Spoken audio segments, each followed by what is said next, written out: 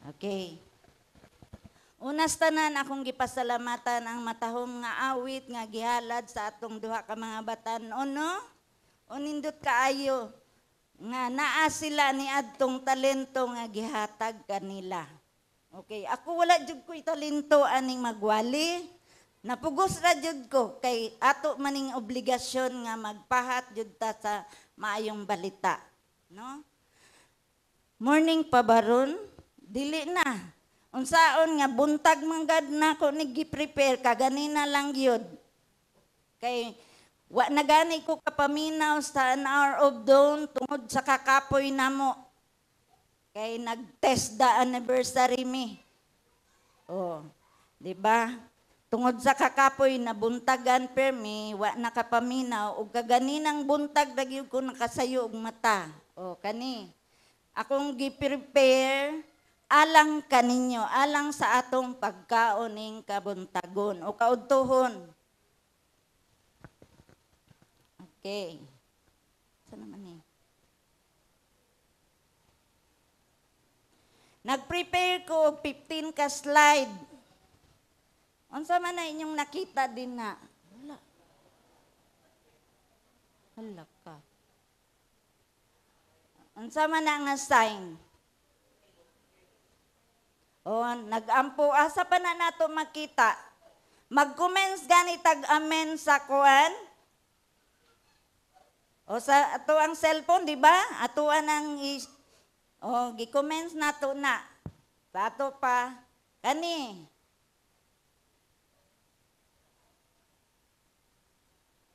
Sign gihapon, no? Sa pag-ampo. Kana, sign gihapon.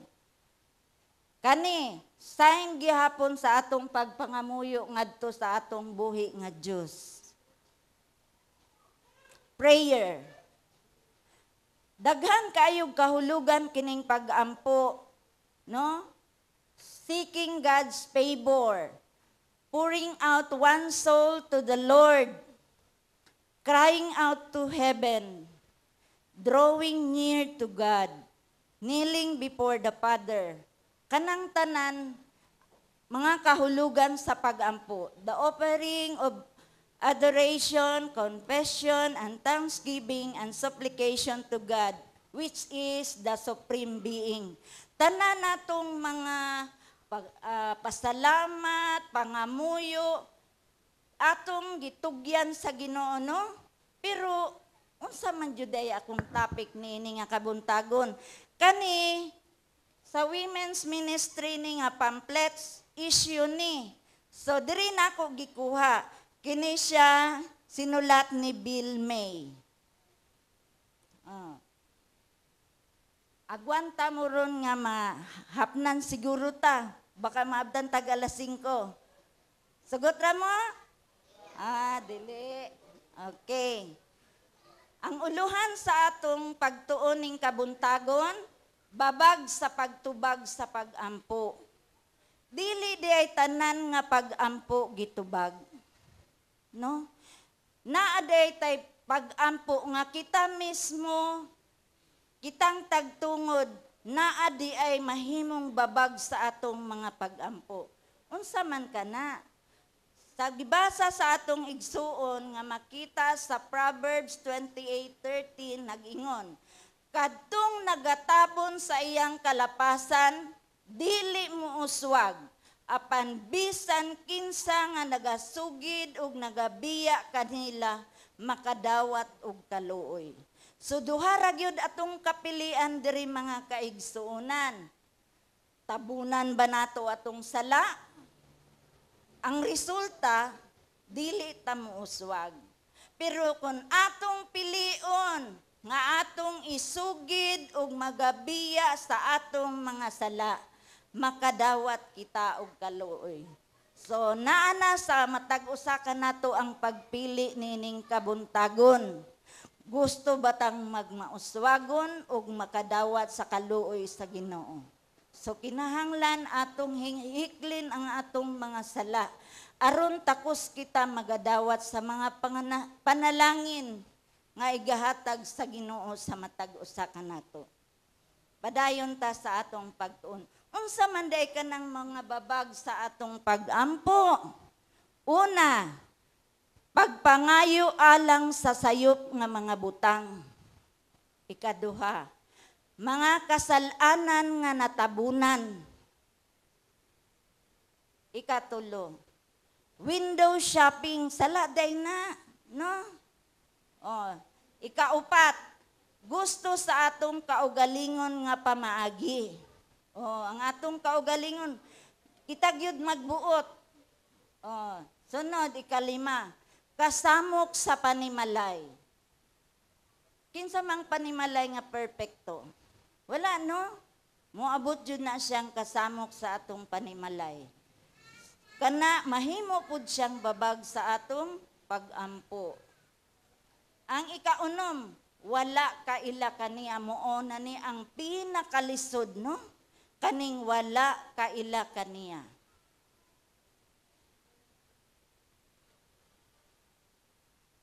Okay. Sa Santiago 4:3 na sa una natong gitun-an nga babag sa atong pag-ampo, makita nato sa Santiago 4:3, kamo nagapangayog mga butang apan dili man nagpakadawat niini, tungod kay dinautan man ang inyong pangamuyo aron lamang gastuhon kini sa pagtagbaw sa inyong mga panghimog. Kana bitang gusto ta sa mga butang, no? Nga wala na nato kinahanglan para lang matagbaw ta sa atong kaugalingon. Kana siya dili dunggon sa Ginoo, no? Okay, atong hinumduman nga usaday na siya ngano nga ang atong pag-ampo dili dunggon sa Ginoo ug dili ta makadawat og tubag niana. Padayon ta. Sa Salmo 66:18, nag-ingon, kung sa akong kasing-kasing, nagapalandong ako sa kadautan, ang Ginoo dili magapatalinghog kanako. So, kung sa atong kasing-kasing, diri nalibog ko.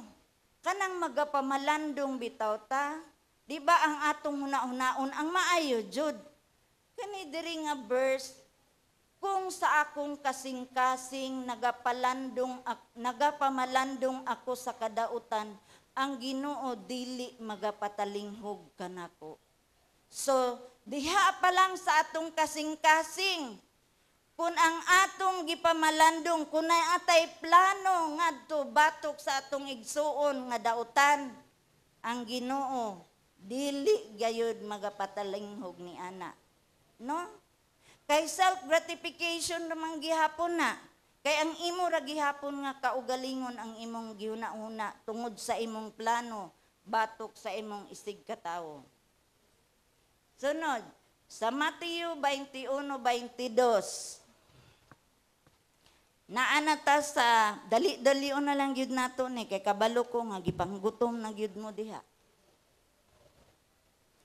Dinhi na ta sa ikatulong nga bahin. Ha? Sa Mateo 21:22 nag-ingon, ug ang tanang mga butang nga inyong pangayuon pinaagi sa pag-ampo, madawat ninyo kung aduna kamoy pagtuo.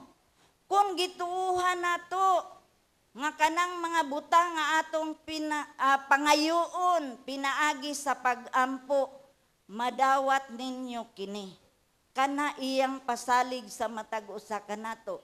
Hilabi na kang noy-noy nga mag-take sa iyang civil service ugma. Kana iya gyud ng paningkamutan nga itugyan gyud na niya sa Ginoo kay aron gyud iyang makabot ang iyang pangandoy, no? Kana gyud mahimo gyud na siya kun malimpyo antong kasing-kasing sa kinasing-kasing pangayoon pod sa Ginoo. Sunod, sa 1 Juan 5:14, nga kun mangayo kitag bisan unsa, sumala sa iyang kabubuton, siya magapatalinghog gayud kanato. Nakabalo ang Ginoo kung unsa ang atong mga kinahanglanon. So, itugyan na lang nato na sa iya kay mas labaw siyang nasayod kung unsa ang mas maayo alang kanato. Siya ra ang magpahimutang. Kay kung kita manggod magbuot, ato ang kabubuton mo'y natuman. Pero ang Ginoo nasayod siya sa tanan natong mga kinahanglanon. Mauna nga, atong pangayoon sumala sa iyang kabubuton ug siya magapatalingho gayud kanato. Sa 1 Pedro 3:7 nag-ingon, maingon man usab kamong mga bana, kinahanglan ipahiuyon ninyo sa kaalam ang inyong pagpuyo uban sa inyong mga asawa nga maghahatag og pasidungog sa babayi, ingon nga maoy galamiton nga labaw pang mahuyang, sanglit uban kanila, kamo masig ka manununod man sa gasa nga kinabuhi, aron dili mabalda ang inyong mga pag-ampo. Mauni siya ang usa sa mga pag-ampo nato nga dili matubag, hilabi na kun ang asawa o kung ang bana magbisyo na gani, maunay atong hinumduman. Ang kasamok sa panimalay, dili matubag ang atong mga pag-ampo. Kaya nga naman, mismo bana ug asawa wala na ang paghigugma. Okay. Sunod, sa Marcos 11:25 ug 26 nag-ingon, ug inigtindog ninyo aron sa pag-ampo, kung aduna ba kamoy kayugot, batok kang bisan kinsa, pasaylua kini, aron ang inyong amahan nga anaa sa langit, mupasaylo usab kaninyo sa inyong mga paglapas. O kung nasuko di ay ta, ni bisan kinsa, atong pangayoon nga pasayloon na nato, bisan pag dili na ta makasabot, no? Bahala na ang Ginoo, itugyan na lang nato kay di na gyud magkasabot. Hilabi na kanang dili bitaw kaedad ninyo, lahi man na ilaha, lahi pod ang atoa, no? So mauna nga ato na lang gyud silang pasayloon daan aron ang atong pag-ampo dunggon sa Ginoo.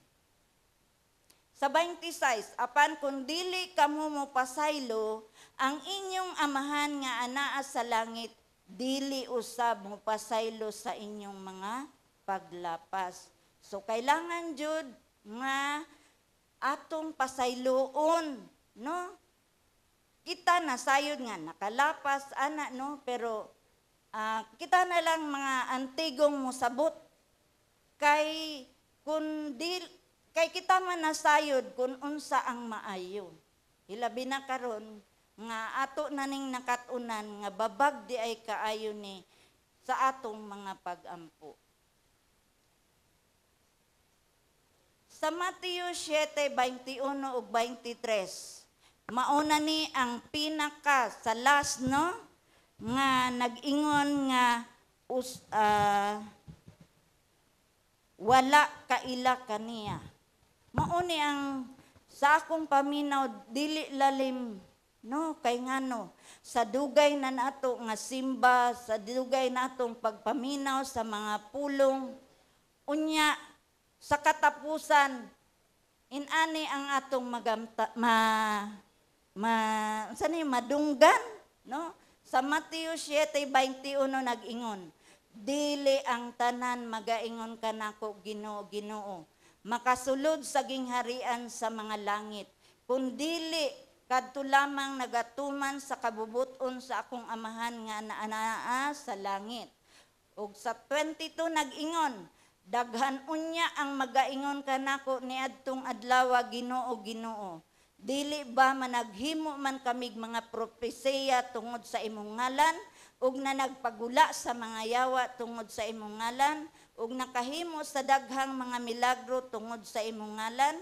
Sa 23 nag-ingon, ug unya magaingon ako kanila, wala gayud kamo igkaila, pahawa kanako kamong mamumuhat og daotan. Makasusubo mga butang mga kaigsuonan, kung sa katapusan moingon unya ang Ginoo, pahawa kamo kay wala gayud kamo igkaila. So nining kabuntagon atong summarizon kung unsa ang mga babag sa pagtubag sa pagampo. Una, pagpangayo alang sa sayop nga mga butang, dili gyud na siya tubagon sa Ginoo. Parehas nako, mangayo day kog sakyanan nga dili man ko kabalong mo drive. No. Siyempre ang akong pangayoon kanang sa about sa teaching, mao gyud po na, no?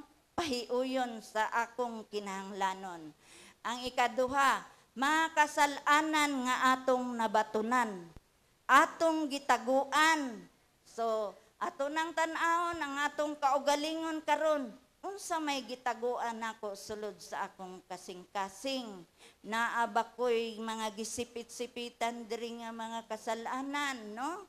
Ang window shopping, mao gyud ni ang pinakapaborito sa mga babayi kay mga suko ng mga kabanahan perting dugaya.